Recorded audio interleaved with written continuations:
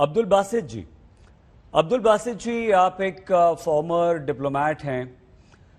हम जितने भी पाकिस्तान के नेताओं से बात करते हैं, जितने भी पाकिस्तान के दूसरे एक्सपर्ट से बात करते हैं, वो खुल के आज तक किसी ने भी ये नहीं कहा कि हम तालिबानियों की निंदा करते हैं या तालिबानियों को हम टेररिस्ट कहते हैं। आप क्योंकि एक डिप्लोमेट हैं, एक बड़े लिखे इंसान हैं, आपने सर्व किया है हमारे देश के अलावा विदेशों में भी, पाकिस्तान की इमेज को भी बनाया है। क्या आज हम आपसे ये जान सकते हैं कि तालिबान को किस नज़र से आप देखते हैं? क्या आपको लगता है कि तालिबान के आने से हमारे इस पूरे इंडियन सब कॉन्टिनेंट में और ज़्यादा टेंशन होगा, और ज़्यादा टेररिज्म बढ़ेगा, और पाकिस्तान का इस पर क्या रिएक्शन, क्या रुख है? जी, बिस्मिल्लाहिर्रहमानिर्रहीम। बहुत शुक्रिया आपका मुझे अपने शो में लेने का।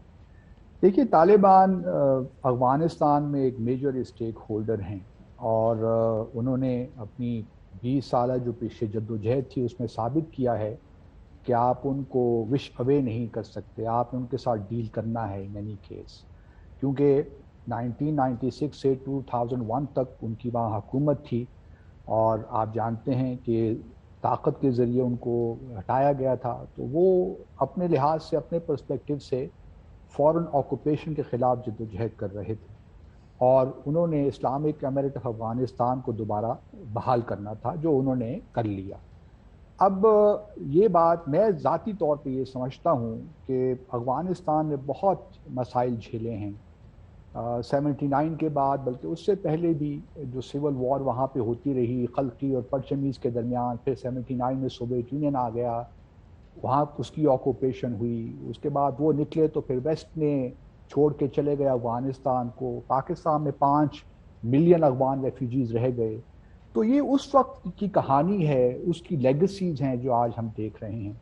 तो जहाँ तक तालिबान का इस वक्त अफ़गानिस्तान में आना है, मैं ज़ाती तौर पे समझता हूँ कि ये हमारे अफ़गानिस्तान के लिए भी और हमारे खित्ते के लिए बेहतर होना चाहिए, क्योंकि आप जो वही बात कर रहे हैं बासित जी। जी, मेरी बात सुन लीजिए। नहीं, बिल्कुल हम आपको रोकना नहीं चाह रहे थे, बहुत इत्मीनान से जी हमने जी आपकी बात सुनी, लेकिन बात तो ये वही हो गई ना। क्या आप ठीक है, आपने 2 बार कहा कि जातीय तौर पर मैं ये मानता हूं, इसका मतलब आप भी जी ये जी मानते हैं। अब हम अगर पाकिस्तान के लोगों को देखें, पाकिस्तान के नेताओं को देखें, तो एक फॉर्मर एम्बेसडर, पढ़े लिखे इंसान होने के नाते भी हमें लगता है कि वहां पर फिर हर इंसान जो है वो तालिबान को सपोर्ट कर रहा है। देखिए, बात यह है कि अफ़गानिस्तान तालिबान के साथ, जिसमें एक साहब ने फरमाया 29 फरवरी 2020 को अमेरिका ने एक एग्रीमेंट किया, और वो एग्रीमेंट आपके सामने होना चाहिए कि उसमें क्या क्या लिखा हुआ है। अमेरिका ने बुनियादी तौर पे तालिबान को ट्रीट किया एज गवर्नमेंट इन वेटिंग। वो उन्हीं से यकीन दहानियाँ मांगते रहे कि आप टेररिज्म के खिलाफ अफगानिस्तान को इस्तेमाल नहीं होने देंगे।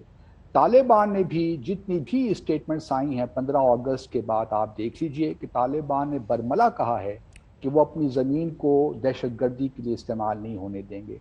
अब भारत का मसला ये है कि सारी हम दुनिया, आपसे सिर्फ ये जानना चाहते हैं बासित जी, सिर्फ ये जानना चाहते हैं कि क्या आप तालिबान को एक टेररिस्ट ऑर्गेनाइजेशन मानते हैं या नहीं?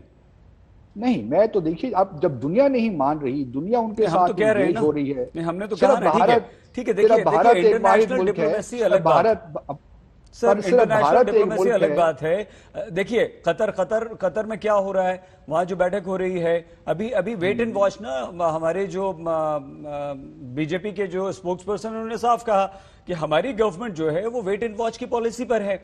भाई देखेंगे, अगर दुनिया मान्यता देती है तालिबान को, वहां उनके शासन को, तो हम देखेंगे, हम सोचेंगे, हम अपना हित देखते हुए उसको करेंगे। अशोक सर, क्या आपको लगता है कि बासित जी यहाँ पर मेरी बात सुन लीजिए। बासित जी दुनिया ने भी देखिए आम पहले पाकिस्तानी मान की लिया भाषा है, बोल रहे दुनिया तो मान रही हैं, है। आम पाकिस्तानी की भाषा बोल रहे हैं, जबकि आज अशोक सर, बासित जी खुश हो सकते हैं। आप मुझे आ रहे हैं जफर भाई, आज बासित जी को लग रहा होगा कि भाई चित भी हमारी, पट भी हमारी, हमने जिस आतंकवाद को पाला पोसा, जिन्हें वहां पर भेजा, आज उनकी हुकूमत हो गई वहां पर, अमेरिका हथियार सौंप गया, पैसे सौंप गया, सब कुछ सौंप गया, तो हमारे लिए तो बहुत बढ़िया है, हमारी तो बल्ले बल्ले हो गई। अशोक सर, क्या मन में? बिल्कुल ठीक कह रहे हैं सैयद अंसारी साहब, क्योंकि ये तो तालिबान का तो इनका बच्चा है, पाला पोसा हुआ है, बड़ा किया हुआ है उससे। जो वहां पर आया है मदरसों में उन्होंने ब्रेन वॉश किया है, उसको भेजा है। ठीक है, थोड़ा सा ये 20 साल में उनको टेक सेवी बना दिया है, जो साहब आप जाइए, जो कुछ दुनिया सुनना चाहती है, जो हाँ जी हम मानव अधिकारों का रिस्पेक्ट करेंगे,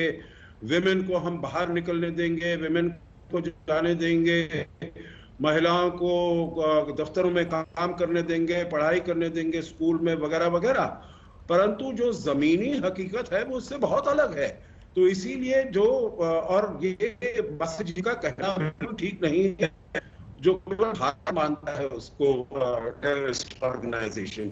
देखिए, यूनाइटेड नेशंस ने टेररिस्ट ऑर्गेनाइजेशन माना है, और इनके जो इतने सारे बड़े नुमाइंदे हैं जिसको पाकिस्तान ने पाल पोस कर बड़ा किया है, उनको ट्रेन किया है, सब उनको इक्विपमेंट दिया है, और वो सब वहीं पर पाकिस्तान से आए हुए हैं।